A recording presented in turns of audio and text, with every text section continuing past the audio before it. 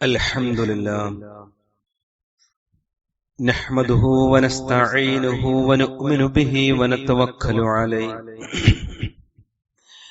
ونعوذ بالله من شرور أنفسنا ومن سيئات أعمالنا من يهده الله فلا مضل له ومن يضلله فلا هادي له وأشهد أن لا إله إلا الله وحده لا شريك له وأشهد أن محمدا عبده ورسوله أرسله بالهدى ودين الحق ليظهره على الدين كله ولو كره المشركون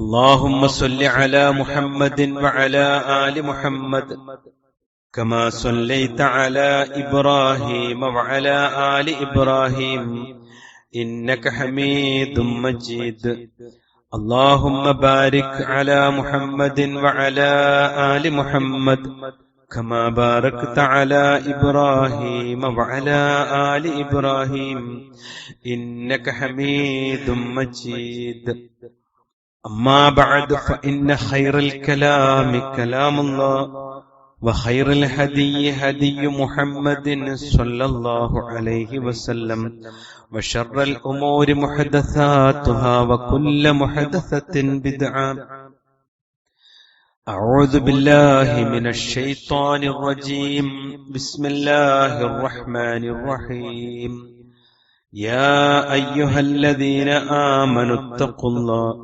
حق تقاته ولا تموتن إلا وأنتم مسلمون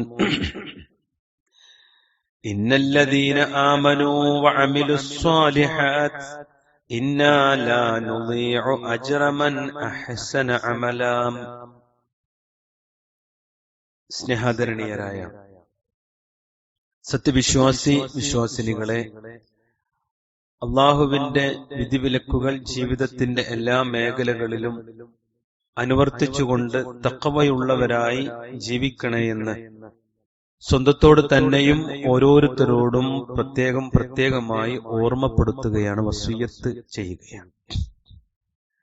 ഇസ്ലാമും നമ്മുടെ ജീവിതവും കൂടിച്ചേർന്ന് ഒന്നിച്ച് ഒഴുകുമ്പോഴാണ് ജീവിതത്തിന് അർത്ഥമുണ്ടാകുന്നത്, ജീവിതം പ്രതിഫലാർഹമായി തീരുന്നത്. പലപ്പോഴും കുറെ കർമ്മങ്ങൾ ജീവിതത്തിൽ നാം ചെയ്തു കൂട്ടാറുണ്ട്. സ്വർഗം ആഗ്രഹിച്ചുകൊണ്ട് തന്നെ കുറെ നല്ലതായ കർമ്മങ്ങളും ആരാധനകളും ഇബാദത്തുകളും ഒക്കെ നമ്മൾ ചെയ്തു കൂട്ടാറുണ്ട്. പക്ഷേ ജീവിതത്തെ ഒന്ന് പരിശോധിക്കുമ്പോൾ പലപ്പോഴും ഈ ചെയ്ത നന്മകളുടെ ഒരു പ്രതിഫലനവും, നന്മയൂറുന്ന ഒരു പ്രതിഫലനവും ആ ജീവിതത്തിലോ ഇബാദത്തിലോ നമുക്ക് കാണുവാൻ പറ്റുന്നില്ല എന്ന. ഇവിടെ ദുനിയാവിൽ നിന്ന് മരണപ്പെട്ടു പോകുമ്പോൾ ആളുകൾ നമ്മെ കുറിച്ച് നന്മകൾ പറഞ്ഞേക്കാം.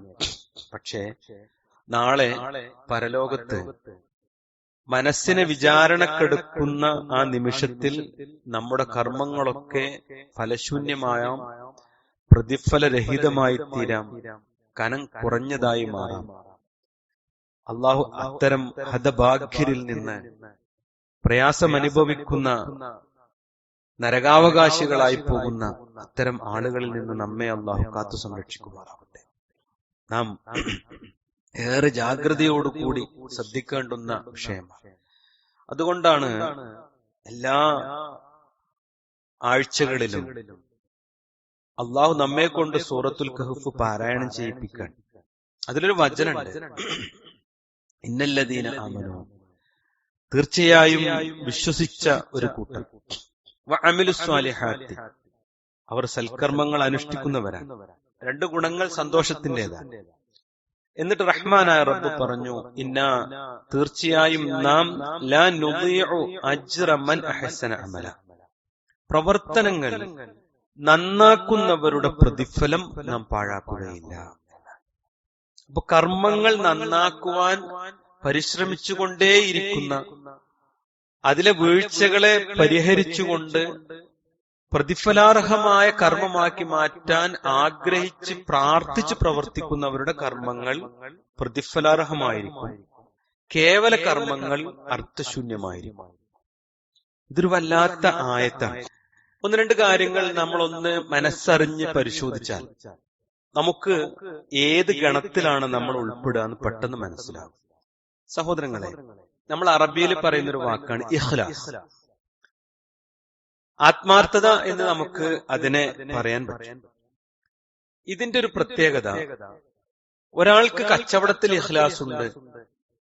തന്റെ യജമാനനെ കാണുമ്പോൾ, മുതലാളിയെ കാണുമ്പോൾ ഞാൻ ആത്മാർത്ഥമായാണ് ജോലി ചെയ്യുന്നത് എന്ന് പ്രകടിപ്പിക്കാൻ പറ്റും. ആ പ്രകടനത്തിൽ നിന്ന് ആളുകൾ ചിലപ്പോ ഇയാൾ നല്ല ഒരു ആത്മാർത്ഥതയുള്ള മനുഷ്യനാണ് എന്ന് തെറ്റിദ്ധരിച്ചേക്കാം. അവിടെയാണ് അല്ലാഹു സുബ്ഹാനഹു വ തആല ഇഖ്ലാസ് എന്താണ് എന്ന് പഠിപ്പിക്കുന്നത്. ആ ആത്മാർത്ഥത നമുക്ക് ഉണ്ടോ? നമുക്കതിന് സാധ്യമായിട്ടുണ്ടോ? റസൂലുള്ളാഹി സ്വല്ലല്ലാഹു അലൈഹി വസല്ലമ പറയാൻ, ഔസാനി റബ്ബി, എന്റെ റഹ്മാനായ റബ്ബ് എന്നോട് വസിയ്യത്ത് ചെയ്തിട്ടുണ്ട്. ബിസബ്ഇൻ, 7 കാര്യങ്ങൾ കൊണ്ട്. ഊസിക്കും ബിഹ, ആ 7 കാര്യങ്ങൾ ഞാനിതാ നിങ്ങൾക്ക് വസിയ്യത്ത് ചെയ്യുന്നു എന്ന് പറഞ്ഞുകൊണ്ട് റസൂലുള്ളാഹി സ്വല്ലല്ലാഹു അലൈഹി വസല്ലമ ഒന്നാമത് പഠിപ്പിച്ചത് ഔസാനി ബിൽ ഇഖ്ലാസ്. ഇഖ്ലാസ് കൊണ്ട്, ആത്മാർത്ഥമായ പ്രവർത്തനങ്ങൾ കൊണ്ടും വിശ്വാസം കൊണ്ടും എന്നെ വസിയ്യത്ത് ചെയ്തിരിക്കുന്നു. എന്നിട്ട് റസൂലുള്ളാഹി പറഞ്ഞു, ഫിസ്സിരി വൽ അലാനിയ, രഹസ്യ ജീവിതത്തിലും പരസ്യ ജീവിതത്തിലും, രഹസ്യമായും പരസ്യമായും ഇഖ്ലാസോട് കൂടി മാത്രമേ ഒരു കാര്യം ചെയ്യാവൂ എന്ന് അള്ളാഹു എന്നോട് വസിയ്യത്ത് ചെയ്തിട്ടുണ്ട് എന്ന് റസൂലുള്ളാഹി സ്വല്ലല്ലാഹു അലൈഹി വസല്ലമ പഠിപ്പിക്കുന്നു. അപ്പോ ഇഖ്ലാസ് എന്നുള്ളത് നമ്മുടെ ജീവിതത്തിൽ നാം ചെയ്യുന്ന കർമ്മങ്ങളോടുള്ള സമീപനമാണ്. അത് രൂപത്തിലല്ല, ഭാവത്തിലും അല്ല. അത് പ്രവാചകൻ പഠിപ്പിച്ച രൂപത്തിലും ഭാവത്തിലും ആയിരിക്കുകയും അതിനോടുള്ള സമീപനം അല്ലാഹു സുബ്ഹാനഹു വ തആല പഠിപ്പിച്ച രൂപത്തിലാവുകയും വേണം. എന്താണ് ഇഖ്ലാസ്? പണ്ഡിതന്മാർ മുഴുവൻ വിശദീകരിച്ചു. മനുഷ്യരിൽ നിന്ന്, ആളുകളിൽ നിന്ന് ഒരു പ്രത്യുപകാരം, ഒരു നല്ല നോട്ടം, ഒരു നല്ല പ്രശംസ ഒന്നും പ്രതീക്ഷിക്കാതെ ഒരാൾ നന്മകൾ ചെയ്യുക എന്നതാണ് ഒരർത്ഥം. ഒരാളിൽ നിന്നും, ദുനിയാവിൽ നിന്ന്, താൻ ഏറെ സ്നേഹിക്കുന്ന ഭാര്യയിൽ നിന്ന് പോലും, നാട്ടുകാരിൽ നിന്ന്, കൂട്ടുകാരിൽ നിന്ന്, സുഹൃത്തുക്കളിൽ നിന്ന്, ഭരണാധികാരികളിൽ നിന്ന്, യജമാനന്മാരിൽ നിന്ന്, തൊഴിലിടത്തിൽ നിന്ന്, എവിടെ നിന്നും, ഇതിന് ഇഖ്ലാസിന് ശമ്പളം കിട്ടുന്നതിനെ കുറിച്ചല്ല പറഞ്ഞത്.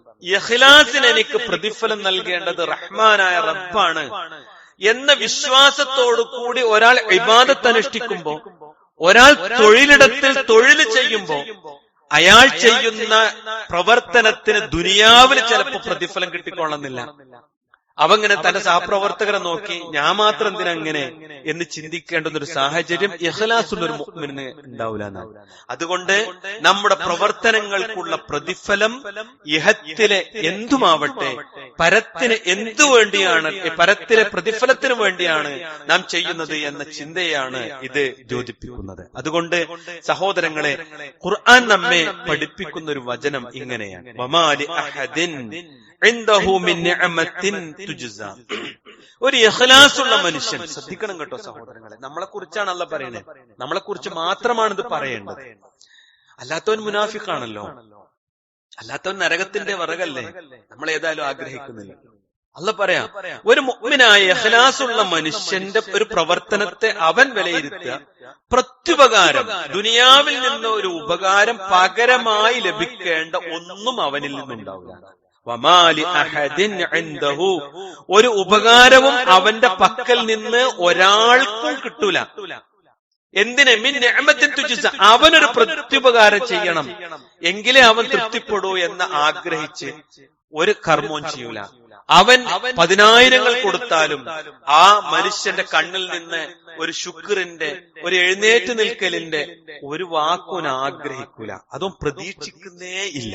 പ്രതീക്ഷിക്കാതെ ചെയ്യുമ്പോഴാണ് അത് ഇഖ്ലാസായി തീരുക. നമ്മളോ സഹോദരങ്ങളെ, നമ്മളൊക്കെ ചെയ്യുന്ന അമലുകളിൽ ആളുകൾ കാണേണ്ടതുണ്ട് അല്ലേ? നമ്മളെ മനസ്സങ്ങനെ സംസാരിക്കും. ഞാൻ ചെയ്യുന്ന ഏതൊരു നന്മ, പള്ളിക്ക് ഒരു 10,000 രൂപ കൊടുക്കുകയാണെങ്കിൽ അത് 4 ആൾ അറിഞ്ഞു കൊടുക്കണോടത്താണ് താല്പര്യം. അല്ലാഹ് പറയാ, വമാലി അഹദിൻ ഇൻദഹു മിൻ നിഅമത്തിൻ തുജ്സ. ഇത് വീട്ടിൽ പോയിട്ട് ഇതിന്റെ തഫ്സീർ ഒന്ന് പഠിക്കണം. അപ്പൊ നമ്മുടെ കർമ്മം മാറും. അവിടെ നമ്മൾ ഇഖ്ലാസിനെ കുറിച്ച് നമ്മൾ ചിന്തിക്കും. എന്നിട്ട് അല്ലാഹ് പറയാ, ഇല്ല ബിത്തിഗാ വജ്ഹി റബ്ബിഹിൽ അഅ്ലാ. അത്യുന്നതനായ റഹ്മാനായ റബ്ബിന്റെ പ്രതിഫലം, അവന്റെ മുഖമല്ലാതെ അവനൊരു പ്രതീക്ഷയില്ല. അത് മാത്രം പ്രതീക്ഷിച്ച് അള്ളാഹു അത്ര ഇഖ്ലാസുള്ള ആളുകളിൽ നമ്മൾ ഉൾപ്പെടുത്തുമാറാവട്ടെ. വല്ലാത്ത പരീക്ഷണമാണ് കേട്ടോ ഈ ജീവിതം. എന്നിട്ട് അല്ലാഹ് പറഞ്ഞു, വലസൗഫ യർദാ. വഴിയെ അവന് അള്ളാഹു തൃപ്തിപ്പെടുക തന്നെ ചെയ്യും. അവന് തൃപ്തി കിട്ടും. അപ്പൊ അമല് ചെയ്തുകൊണ്ട് അള്ളാഹിന്റെ തൃപ്തി കിട്ടൂല. ഇഖ്ലാസോട് കൂടി ചെയ്യുന്ന ഒരാൾക്കാണ് അത് കിട്ടുക. നോക്കൂ നിങ്ങൾ, അലി ഇബ്നു അബീ ത്വാലിബ് റളിയല്ലാഹു അൻഹുവിന്റെ മകൻ മരണപ്പെട്ടു. ഒരു ഗ്രാമം പട്ടിണിയിലായി. അപ്പോഴാണ് ആളുകൾ അന്വേഷിച്ചു ഇവർക്ക് എന്താ പറ്റിയത്. അപ്പൊ എന്താ, തന്റെ സമ്പാദ്യം മുഴുവൻ ആ ഗ്രാമീണർക്ക് ആരും അറിയാതെ ദാനം ചെയ്തിരുന്ന സഹാബത്തിന് തുടർന്നു വന്ന താബഈഉകൾ. നോക്കൂ നിങ്ങൾ, ഈ ആയത്ത്, ഞാനിപ്പോ ഓതി അർത്ഥം പറഞ്ഞ ഈ ആയത്തിന്റെ വിശദീകരണത്തിലുള്ളൊരു വാക്ക് എന്താണെന്നറിയോ?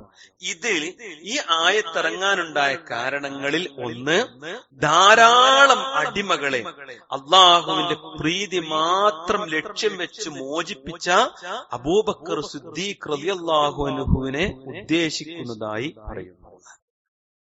അബൂബക്കർ സിദ്ദീഖ് റളിയല്ലാഹു അൻഹു തന്റെ കയ്യിലിട്ട് കാശുകൊണ്ട് അടിമകളെ മോചിപ്പിച്ചതിന്റെ എണ്ണ ആർക്കും അറിയില്ല. കാരണം അന്ന് അത്ര ദുരിതം പിടിച്ച ജീവിതമാണ് ഈ അടിമകൾക്കുണ്ടായിരുന്നത്. ബിലാൽ ഇബ്നു റബാഹിന്റെ ചരിത്രം നമുക്കറിയില്ലേ? എത്രയോ അടിമകളെ അബൂബക്കർ സിദ്ദീഖ് റളിയല്ലാഹു അൻഹു രഹസ്യമായി മോചിപ്പിച്ചത് ഈ ആയത്തിന്റെ തഫ്സീറിൽ നമുക്ക് കാണുവാൻ പറ്റും എന്നാണ്. അള്ളാഹു നമ്മെ അനുഗ്രഹിക്കുമാറാവട്ടെ. നോക്കൂ നിങ്ങൾ, അല്ലാഹു സുബ്ഹാനഹു വ തആല മുഅ്മിനിന്റെ ഗുണം ഇങ്ങനെ പറയാം, ഫഅമ്മാ മൻ അഅതാ വത്തഖാ. അർത്ഥറിയില്ലേ സഹോദരങ്ങളെ? എന്നാൽ യാതൊരുവൻ ധനം കൊടുക്കുകയും ദാനം കൊടുക്കുകയും വത്തഖാ, കൊടുക്ക മാത്രല്ല വളരെ തഖ്വയോട് കൂടി ജീവിക്കും. കൊടുക്കണീന്റെ എല്ലാ ഷർത്തും ഫർളും അവൻ ജീവിതത്തിൽ പാലിക്കും. വസദ്ദഖ, അവൻ സത്യപ്പെടുത്തും. നാളെ പരലോകണ്ട്, ഖുർആൻ സത്യാണ്, അള്ളാന്റെ ശിക്ഷയുണ്ട്, രക്ഷയുണ്ട്, അതൊക്കെ സത്യപ്പെടുത്തും. ബിൽ ഹുസ്ന, ഏറ്റവും നന്നായിട്ടുള്ള ആ കാര്യത്തെ സത്യപ്പെടുത്തും. ഒരു സംശയം ദീനിന്റെ വിഷയത്തിൽ അവൻ ഉണ്ടാവില്ല. അല്ലാഹ് എന്താ പ്രതിഫലം പറഞ്ഞത്? ഫസനുയസ്സിറുഹു ലിൽ യുസ്റാ, ഏറ്റവും സൗകര്യപ്രദമായതിലേക്ക് അള്ളാഹുവിന് സൗകര്യം ചെയ്തു കൊടുക്കും. അപ്പൊ ആർക്കാണ് റഹ്മാനായ റബ്ബ് നാളെ സ്വർഗം ഒരുക്കി വെച്ചിട്ടുള്ളത്? അമലുള്ളവനാണോ? അല്ല, ഇഖ്ലാസോട് കൂടി അമല് ചെയ്തവനാണ്. അള്ളാന്റെ കൂലി കിട്ടണം എന്ന് മാത്രം ആഗ്രഹിച്ച് നന്മ ചെയ്തവർക്കാണ് പ്രതിഫലം ലഭിക്കുക. അള്ളാഹു നമ്മെ അനുഗ്രഹിക്കുമാറാവട്ടെ. ഇത് ദാനം ചെയ്യുമ്പോഴോ നമുക്കുണ്ടോ എന്ന് പരിശോധിക്കണം. നമസ്കരിക്കുമ്പോ ഇത് അള്ളാന്റെ തൃപ്തിക്ക് വേണ്ടിയാണ്. ജുമാക്കിരിക്കുമ്പോ നാഥന്റെ കൂലി കിട്ടാനാണ്. ഖുർആനെ കാണുമ്പോ അത് ജീവിതത്തിൽ എടുത്ത് പാരായണം ചെയ്യുമ്പോ അത് കാണുമ്പോ തന്നെ ഒരു അഭിമാനമൊക്കെ തോന്നുന്ന ഒരു നല്ല ഈമാനുള്ള മനുഷ്യനായി നമുക്കുണ്ടെങ്കിൽ വിശ്വാസികളെ, അതിനാണ് ഇഖ്ലാസ് എന്ന് പറയാം. ഈ ഒരു കാലത്ത് ആ ഒരു വാക്ക്, ഞാൻ ഇഖ്ലാസോട് കൂടിയാണോ ജീവിക്കുന്നത് എന്ന് നമ്മൾ അറിയണം. കാരണം എന്താ, പുറമോടിയുടെ ഭംഗിയിലാണ് ഇന്ന് എല്ലാവരും അഭിരമിച്ചു കൊണ്ടിരിക്കുന്നത്. എല്ലായിടത്തും ആളാവുക, എല്ലായിടത്തും ഞാനുണ്ട് എന്ന് അറിയിക്കുക, എല്ലാവരുടെ മുമ്പിൽ ഇങ്ങനെ അല്ലെ. അതാണ്.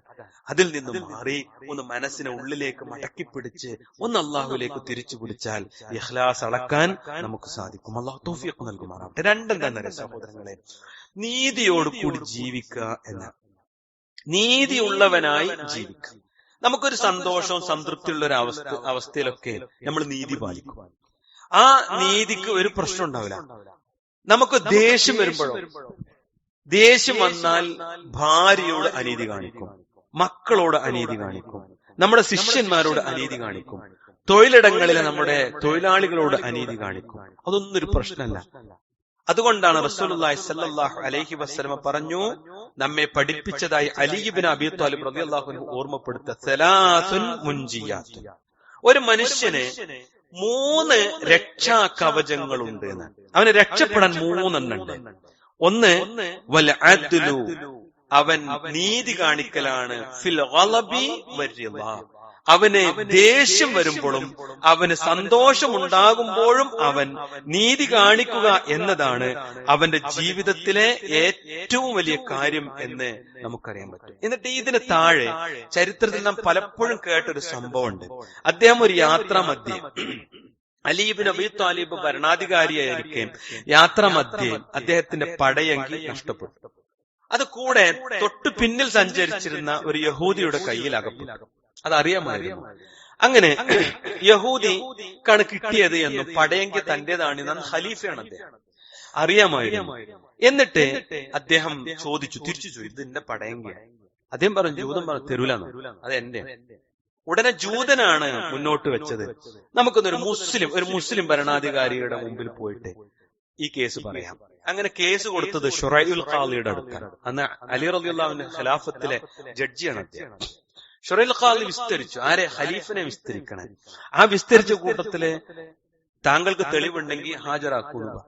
അതിൽ ഉടനെ അലി റളിയല്ലാഹു അൻഹു 2 സാക്ഷികളെ കൊണ്ടുവന്നു. അതിൽ ഒന്ന് അലി റളിയല്ലാഹു അൻഹു അടിമയായിരുന്നു, മറ്റൊന്ന് അദ്ദേഹത്തിന്റെ മകൻ ഹസനായിരുന്നു റളിയല്ലാഹു അൻഹു. ഷുറൈഉൽ ഖാദി പറഞ്ഞു, അടിമയെ എന്ത് ചെയ്യാം, സാക്ഷിയായിട്ട് സ്വീകരിക്കാം, പക്ഷെ മകനെ പറ്റില്ല, കാരണം വാപ്പാക്ക് അനുകൂലമായിട്ട് പറഞ്ഞു. അങ്ങനെ കേസ് തള്ളി. സഹോദരങ്ങളെ, അങ്ങനെ ഖലീഫക്ക് പിടിച്ചു വാങ്ങാവുന്ന ആ സമയത്ത് ദേഷ്യമടക്കി തന്റെ അനുചരനോട് അനീതി കാണിക്കാൻ പാടില്ലെന്ന ഉത്തരവാദിത്തോടു കൂടി അലി ഇബ്നു അബീ ത്വാലിബ് റളിയല്ലാഹു അൻഹു സ്വന്തം കോടതിയിൽ നിന്ന് ഇറങ്ങി. ഇത് കണ്ട യഹൂദിയുടെ മനസ്സങ്ങോട്ട് മാറി.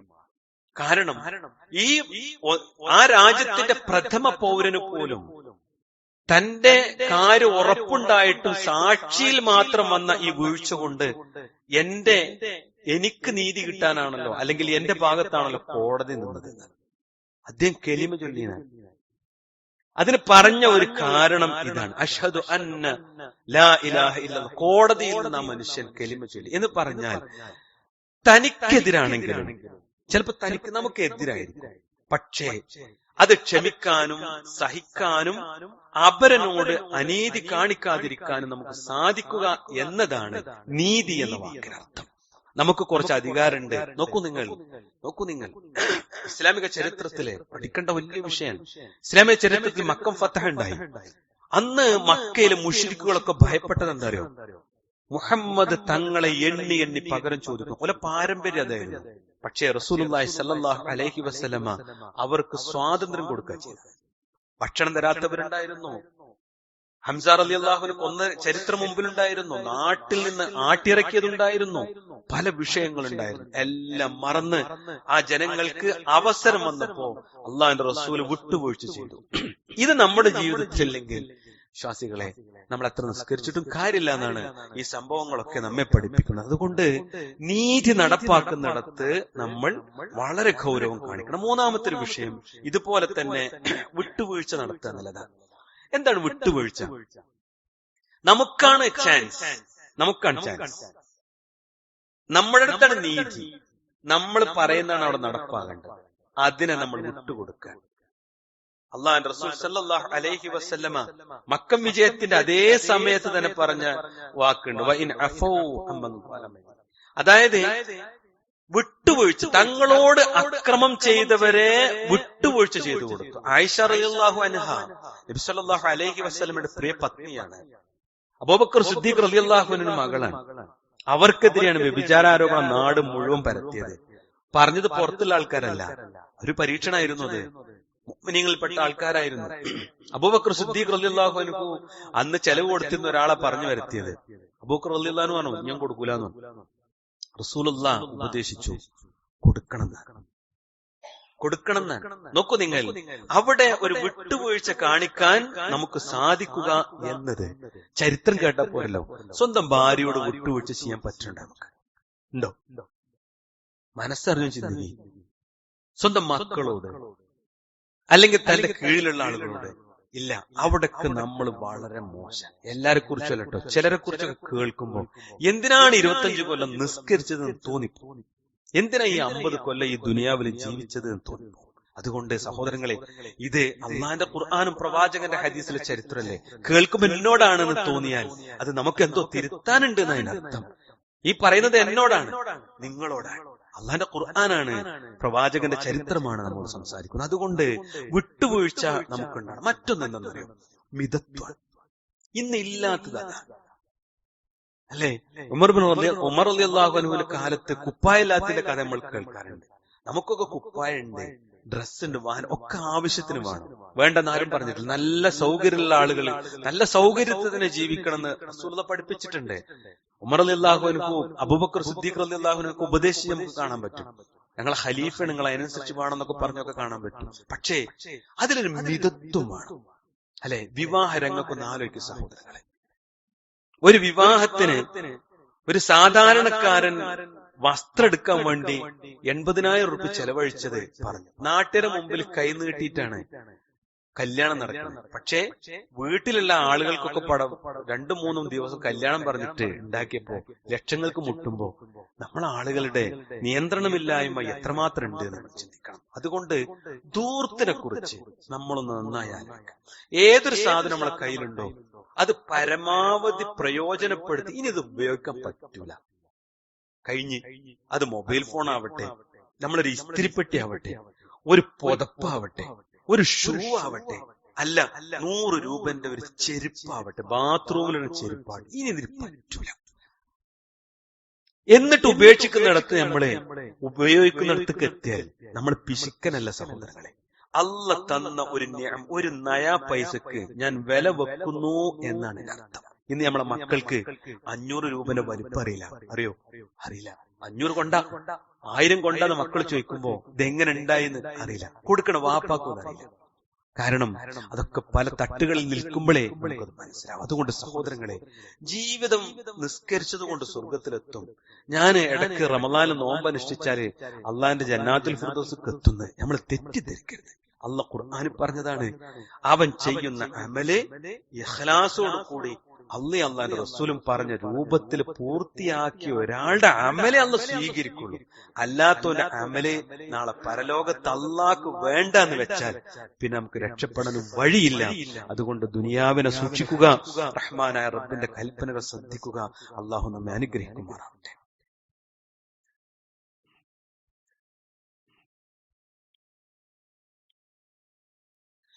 ഇന്നൽ ഹംദലില്ലാഹ് വസ്സലാത്തു വസ്സലാമു അലാ റസൂലില്ലാഹ് വഅലാ ആലിഹി വസഹ്ബിഹി അജ്മഈൻ. അമ്മാ ബഅദ്.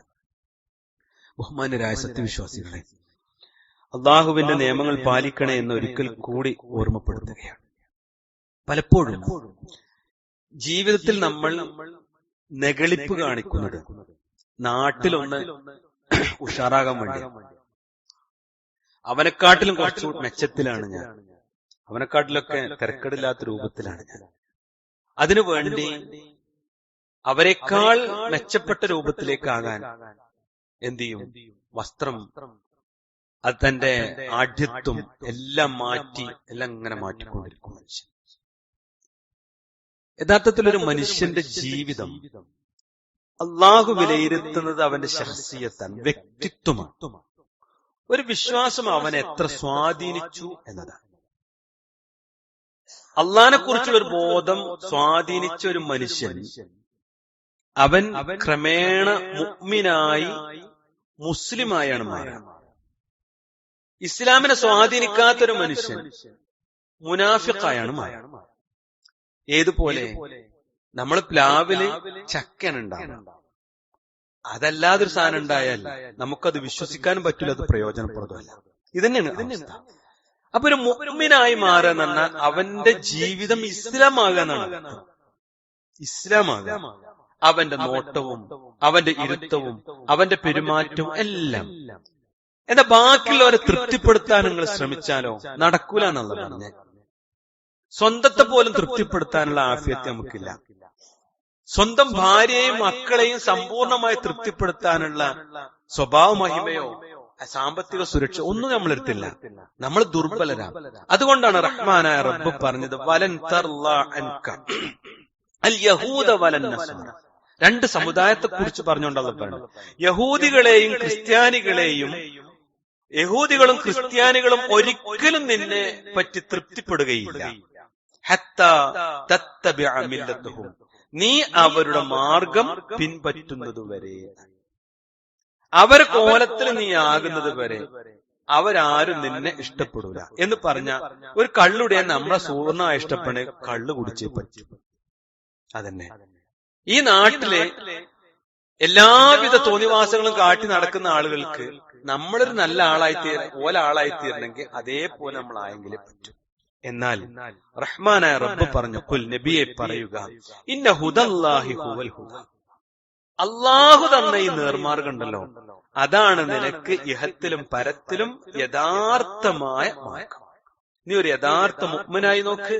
നിനക്കത് തോന്നും എല്ലാവർക്കും നിന്നോട് വെറുപ്പാണ്. പക്ഷേ അല്ല, ഇവർക്കൊക്കെ എങ്ങനെ ഇങ്ങനെ ജീവിക്കാൻ കഴിയണു എന്ന് അത്ഭുതത്തോടു കൂടിയാണ്, മനസ്സിലെ ആ പകയിൽ നിന്നാണ് അവർ വെറുപ്പോടുകൂടി നമ്മളോട് സംസാരിക്കുക. മനസ്സിന്റെ ഉള്ളിൽ ഇവർക്ക് എങ്ങനെ സാധിക്കുന്നു എന്നാൽ സഹോദരങ്ങളെ, ജീവിതം എന്ന് പറയുന്ന അള്ളാഹ് തൃപ്തിപ്പെടുന്ന രീതിയിൽ നമ്മുടെ വ്യക്തിത്വത്തിലേക്കാണ് റഹ്മാനായ റബ്ബ് നോക്കുന്നത്. വല ഇനിത്തബഅത അഹ്വാഅഹും, നീ എങ്ങാനും നിന്റെ തന്നിഷ്ടങ്ങളെ പിൻപറ്റി അവർക്ക് പിന്നാലെ പോയാൽ, ബഅദല്ലദീ ജാഅക മിനൽ ഇൽം, കൃത്യമായ അറിവ്, ദീനിയായ ബോധം നിനക്ക് ലഭിച്ചതിന് ശേഷം നീ അവരുടെ പിന്നാലെ നീ പോയാൽ, മാലക മിനല്ലാഹി മിൻ വലിയ്യിൻ വലാ നസീർ, അള്ളാഹുവിന്റെ അടുത്തുനിന്ന് ഒരു സംരക്ഷണം, അള്ളാഹുവിന്റെ അടുത്തുനിന്ന് ഒരു സഹായം നിനക്കില്ല. അതുകൊണ്ട് സഹോദരങ്ങളെ, ഇഹത്തിലും പരത്തിലും നമ്മെ സംരക്ഷിക്കാൻ റഹ്മാനായ റബ്ബിന് മാത്രമേ പറ്റൂ. ആ അള്ളാന്റെ കൽപ്പനകൾ അനുസരിച്ച് ജീവിതത്തെ ചിട്ടപ്പെടുത്തിയാൽ നമുക്ക് എല്ലാവിധ സൗഭാഗ്യങ്ങളും അള്ളാഹു നൽകും. അല്ലെ, ഈ എല്ലാ അഹങ്കാരത്തിനും ഒരു ക്യാൻസറിന്റെ ഒരു ലക്ഷണം കണ്ടാൽ മതി, കഴിഞ്ഞില്ല എല്ലാ സൗഭാഗ്യം. ഒരു ആക്സിഡന്റ് ആയാൽ കഴിഞ്ഞ എന്തിന് നമുക്ക് വരണ്ട, നമ്മുടെ കുടുംബത്തില്, നമ്മളെ പേരക്കുട്ടിക്ക്, ആർക്കെങ്കിലും ഒന്നും വന്നാൽ മതി, ദുനിയാവ് അപ്പൊ തീരും. അതുകൊണ്ട് എന്നും തീരാത്ത സ്വർഗത്തിലേക്കുള്ള യാത്രയിൽ അല്പസമയത്തൊരു വിശ്രമം മാത്രമേ ഈ ദുനിയാവിലൂ. ആ ദുനിയാവിന്റെ പളപളപ്പൊക്കെ അവസാനിച്ചുകൊണ്ട് തിരിച്ചു യാത്ര പോകുമ്പോ അവിടെ നമ്മൾ ചെയ്തതൊക്കെ പ്രതിഫലാർഹമായി തീരണം. അതിന് ഇഖ്ലാസോടുകൂടി, വിട്ടുവീഴ്ചയോടുകൂടി, സഹാനുഭൂതിയോടുകൂടി, പരസ്പരം ബന്ധങ്ങൾ ചേർത്ത് പിടിച്ച് ഒരു നല്ല മനുഷ്യനായി, മുഅ്മിനായി ജീവിക്കുകയും തഹജ്ജുദ് നമസ്കരിക്കുകയും 5 നേരത്തെ നമസ്കാരത്തിൽ ചിട്ടയുണ്ടാവുകയും റവാത്തിബ് സുന്നത്തുകൾ കൊണ്ടു നടക്കുകയും എന്നും ഖുർആൻ പാരായണം ചെയ്യുകയും ആരൊക്കെ കൈനീട്ടിയാലും 10 രൂപ കൊടുത്ത് ദാനം ചെയ്ത്, മയ്യത്ത് നമസ്കരിച്ച്, രോഗിയെ സന്ദർശിച്ച്, സാധുവിന്റെ കൂടെ സഞ്ചരിച്ച് ഒരു നല്ല മനുഷ്യനായി നോക്കൂ നിങ്ങൾ. അങ്ങനെ ജീവിച്ചാൽ നമ്മുടെ പേരാണ് മുഅ്മിൻ. അല്ല, മതില് കെട്ടി, വലിയ AC വെച്ച്, വലിയ കാറ് വാങ്ങി, ആരെയും മുഖത്തു നോക്കാതെ ഞാനും എന്റെ ഭാര്യയും എന്റെ മക്കളും, ബന്ധങ്ങളില്ല, മാതാപിതാക്കളില്ല, ജ്യേഷ്ഠാനുജന്മാരില്ല, അയൽവാസികളില്ല, സുഹൃത്തുക്കളില്ല, എന്റെ ബാങ്ക്, എന്റെ അക്കൗണ്ട്, എന്റെ ആധാരം, അതാണ് വലുതെന്ന് വീർപ്പിച്ചു വലുതാക്കി നടന്നാൽ സഹോദരങ്ങളെ, ഇഹത്തിലും നമ്മെ ആരും തിരിഞ്ഞു നോക്കില്ല. നാളെ പരലോകത്ത് റഹ്മാനായ റബ്ബിന്റെ പരിഗണന ഒരു സെക്കൻഡ് പോലും നമുക്ക് കിട്ടില്ല. അതുകൊണ്ട് സൂക്ഷിക്കണേ, ശ്രദ്ധിക്കണേ. ഇഖ്ലാസോട് കൂടി ജീവിക്കാൻ അള്ളാഹു നമുക്ക് എല്ലാവർക്കും തൗഫീഖ് നൽകുമാറാവട്ടെ. നമ്മുടെ ജീവിതത്തിൽ തെറ്റുകുറ്റങ്ങളൊക്കെ റഹ്മാനായ റബ്ബ് കണ്ടിട്ടുണ്ട്, അറിഞ്ഞിട്ടുണ്ട്, രേഖപ്പെടുത്തിയിട്ടുണ്ട്. റഹ്മാനായ റബ്ബിന്റെ ഫദ്ല് കൊണ്ട് എല്ലാം മായ്ക്കപ്പെട്ട് സ്വർഗാവകാശികളുടെ കൂട്ടത്തിൽ അള്ളാഹു നമ്മെ ഉൾപ്പെടുത്തുമാറാവട്ടെ.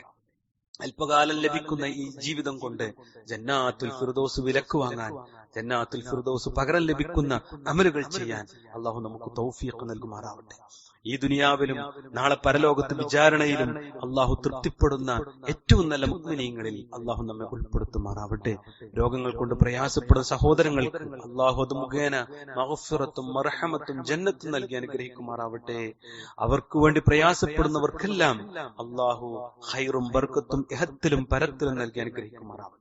മരണപ്പെട്ടു പോയ നമ്മുടെ മാതാപിതാക്കൾക്ക് അള്ളാഹു സ്വർഗം നൽകി അനുഗ്രഹിക്കുമാറാവട്ടെ.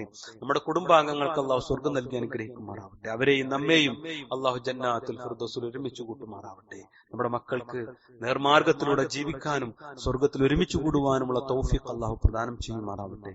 اللهم اغفر للمؤمنين والمؤمنات والمسلمين والمسلمات والأحياء منهم والأموات إنك مجيب الدعوات يا قاضي الحاجات اللهم أجرنا من النار اللهم أجرنا من النار اللهم أجرنا من النار ربنا آتنا في الدنيا حسنة وفي الآخرة حسنة وقنا عذاب النار آمين آمين برحمتك يا أرحم الراحمين والحمد لله رب العالمين.